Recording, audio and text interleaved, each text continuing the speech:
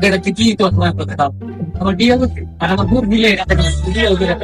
যদি আপনাদের মতো কথাবার্তা শুনলাম না কোন যায় না বলছে দাঁড়াই রে এই বেড়া আসতা কই যাস তুই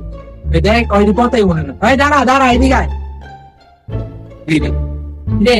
তুই তুই এখন নেশা পানি করস শুনলাম